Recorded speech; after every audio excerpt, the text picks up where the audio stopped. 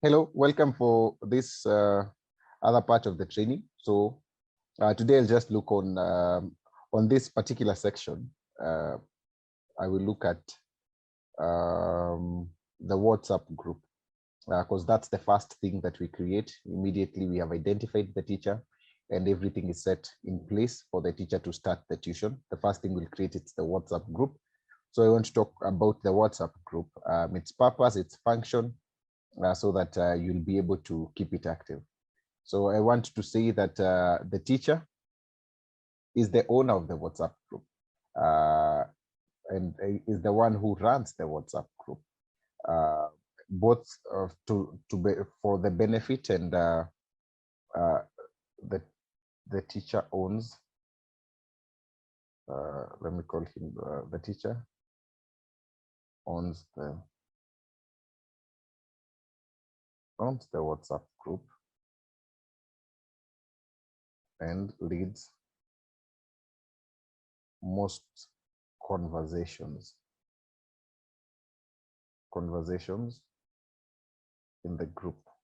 So the purpose of the group is to communicate about the class and the progress that you're making with the student, and therefore it is between the teacher and the student. The one who will be leading the conversation will have to be the teacher. So the teacher owns the WhatsApp group and leads most of the conversations in the WhatsApp group.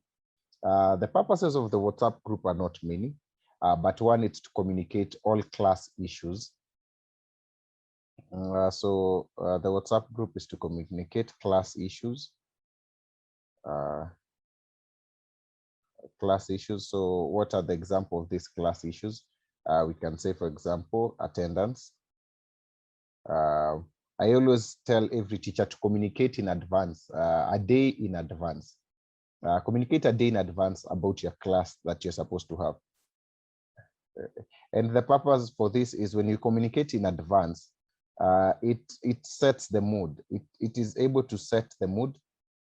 It sets the mood for the class because the student is able to see that you're thinking about them before even the class happens, or even the parent is able to see that we as Rabbi or we as teachers who are working with the student who are thinking about the teachers before the class happens. So always communicate about the attendance of the class a day in advance.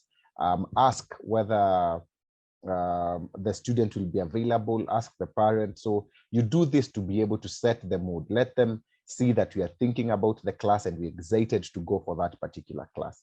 Apart from setting the mood, it also confirms attendance. Most of the time we have agreed on the day that you're on the time you're supposed to have the class, but maybe a student has been sick and has been taken to the hospital, or something has happened to the home. Maybe they have a blackout if it's an online class, or the Wi-Fi has not been renewed, or just something. Things do happen that can make the class not to happen. So when you communicate in advance, it is easier for you also as a teacher to plan and know whether you're going to have the class tomorrow or you're not going to have the class tomorrow. So always communicate in advance to confirm attendance, communicate in advance to set the mood of the class. The other thing that class issues may be, maybe challenges you faced during the class. Maybe the student needs to buy an exercise book, needs to buy a particular exercise book for the revision that you guys are having. Maybe there's a certain textbook that you would like to request the parent to buy. So there are such kind of things. And if you're having an online class, maybe there was noise on the background, noise in the background of the student. So when you communicate in the WhatsApp group will also allow you to do such things. The other thing is, though we are yet to train you on the Google Classroom, but when you post a material on Google Classroom, on the WhatsApp group, you're able to communicate about assignments, or let's say complementary materials that you have shared. Complementary materials that you have shared on the Google Classroom. So these complementary materials could be notes that you have posted on Google Classroom, pictures that you have posted, summaries that you have posted of on the Google Classroom of what you guys did. What else? Cards, maybe it's the week whereby the student is supposed to do a cut. So when you share complementary materials, everything you do on the Google Classroom, always remind the student on the WhatsApp group. And the purpose of reminding them on the WhatsApp group is in case the student forgets, the parent is able also to tell the student whatever has happened. The last thing, it's for record. For example, for us, there are times that we, in the office, maybe we were busy and we were not able to record whether a class took place or not.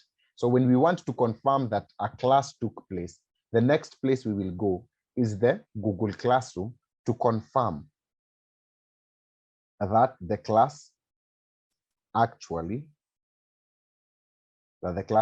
took place. So that's the importance of the WhatsApp group.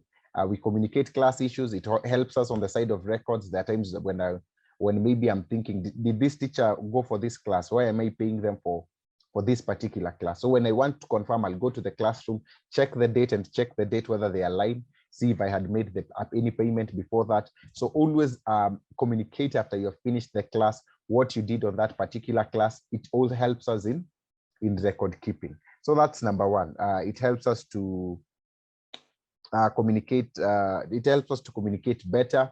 All of us are there together. The participants of the group, the people who will be on the group,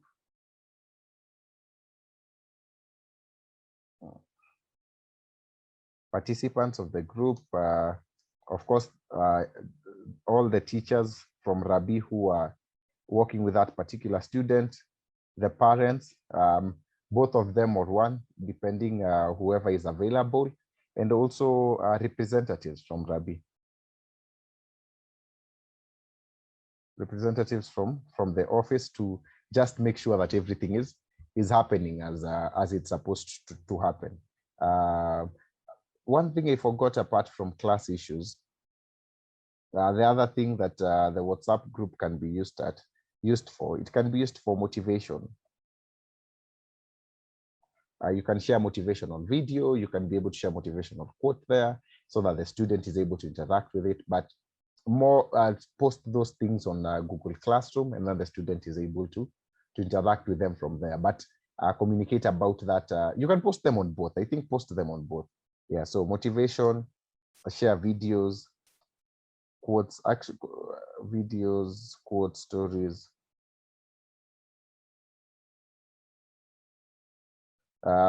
There's no need for you to share them on the Google Classroom. Just share them on the WhatsApp group for the motivational purposes, so that the group is not quiet. Try to keep the group as active as possible.